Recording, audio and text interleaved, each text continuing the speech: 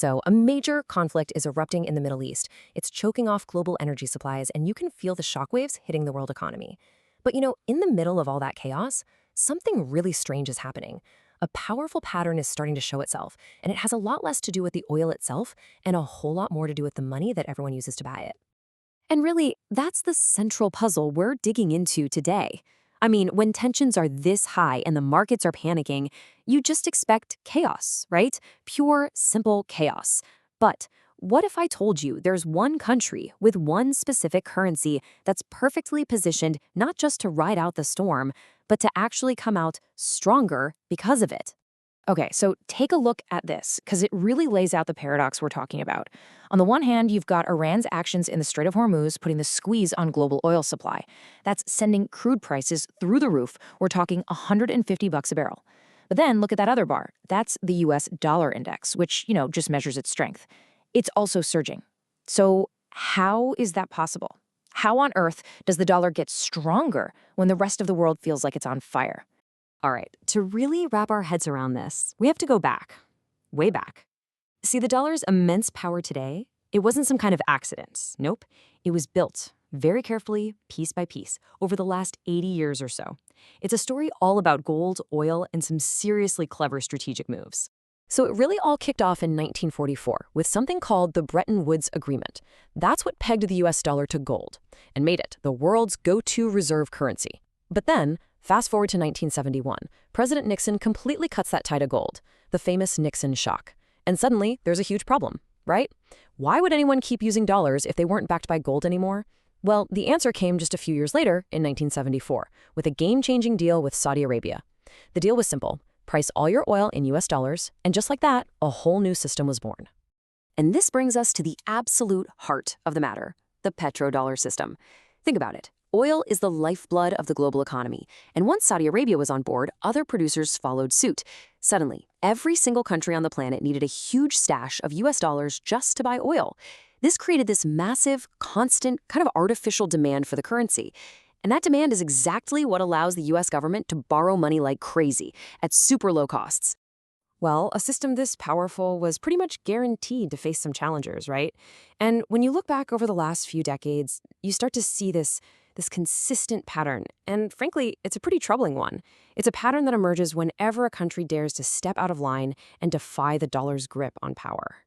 So let's look at our first case study, Iraq. Back in 2000, Saddam Hussein threw down a direct challenge to this whole system. He basically said, "That's it, we're done with the dollar." He announced that all of Iraq's oil would now be sold in euros. This was huge. It was the first time a major oil producer really tried to break away. Now, the officially stated reasons for the 2003 invasion, of course, were very complex. They involved concerns about weapons of mass destruction and, the whole aftermath of 9/11. But the folks who subscribe to this petrodollar theory, they point to what happened with Iraq's oil policy right after the invasion as a key piece of their evidence. And what happened? Well, just a few months after the invasion started, one of the very first economic moves that was made was to switch Iraq's oil sales right back to the US dollar. Just like that, the challenge was over. The system was back in place. All right, let's shift gears and look at another example, Libya. Muammar Gaddafi. Now, he had an even bigger plan. He wasn't just talking about switching currencies. He wanted to unite Africa under a brand new single currency, a dinar backed by gold. And the plan was to use that dinar to price all of the continent's incredible oil and mineral wealth. This was a direct, major threat to the dollar's power. So in 2011, a civil war breaks out in Libya. Citing a mandate to protect civilians, NATO forces intervened. The conflict that followed led to the total collapse of Gaddafi's government, and his ambitious plan for that new African currency went down with it. And that grand plan for a gold-backed dinar, it just vanished.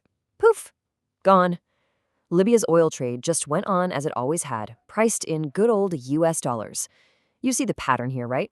And this pattern, at least according to proponents of the theory, continues right up to today. They point to Venezuela, which got slapped with absolutely crippling U.S. sanctions right after it started looking into selling its oil in Chinese yuan. And then there's Iran. They've been using this shadow economy to sell oil to China in yuan for years, and now they're at the very center of this huge conflict. The argument is crystal clear. If you try to de-dollarize, you face the consequences. So that brings us right back to where we started, to what's happening today. This isn't just another conflict in the Middle East. No, this is a real crossroads moment, and it could lead to one of two completely different futures for the dollar, and for the whole global financial system, really. Okay, so what are the two paths forward? Well, first, you have the bull case. This is where the US steps in, the intervention works, its allies are safe, and the petrodollar system gets a massive shot in the arm. Money from all over the world floods into the safe US dollar, making it stronger than ever. Then there's the bear case. This is where the intervention doesn't work. Key allies in the Gulf feel exposed, they lose faith in American protection, and they start seriously looking for another option. And that option is a system built around China's yuan. And let's be clear, this alternative, it isn't just a theory anymore. It's actively being built as we speak. You've got reports that Iran is giving priority to oil tankers that pay in yuan. You've got sanctioned countries like Russia and Iran building up these shadow trade networks that bypass the dollar. And maybe most importantly, China is building the actual infrastructure, things like its CIPS payment system, to create a totally separate financial universe that's completely outside of American control. So what's the big deal? Why does all of this matter so much? Well, look at this number. $39 trillion. That's the US national debt right now. And it's on track to hit $50 trillion in less than 10 years. It's just a mind-boggling amount of money.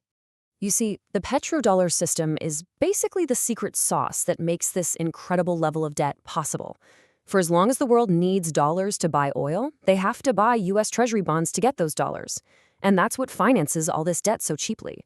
But if that global demand for dollars starts to dry up, well then, demand for US bonds craters, borrowing costs would skyrocket, and that entire massive debt bubble, it could burst. Okay, so we've looked at the history, we've seen the patterns, and we understand the stakes. So what's the final verdict? Who actually wins in a crisis like this? Well, the answer really depends on if you're looking at the short term or the long term. In the short term, honestly, it's not even a contest. When things get scary and uncertain, where does all the money go? It runs for cover. It runs to a safe haven. And right now, the US dollar is still the king of safe havens. We are literally seeing investors sell everything, even gold, just to get their hands on enough dollars to pay for their oil. So for right now, the dollar is the clear winner. But, and this is a huge but, there's a twist. This short-term win comes with a long-term cost. See, every single time the US flexes its muscles with the dollar, it gives every other country on Earth, friends and foes alike, a really powerful reason to find an escape hatch, to build their own system so they're never caught in that position again. And that leaves us with one final and I think really critical question. The dollar has absolutely won the current battle. It's gotten stronger in this crisis, which is exactly how the system was designed to work. But by winning this fight so decisively, is it accidentally forcing the rest of the world to make sure it can't win the next one? In the long, long war for global dominance, is the dollar's greatest victory today setting it up for its ultimate defeat tomorrow?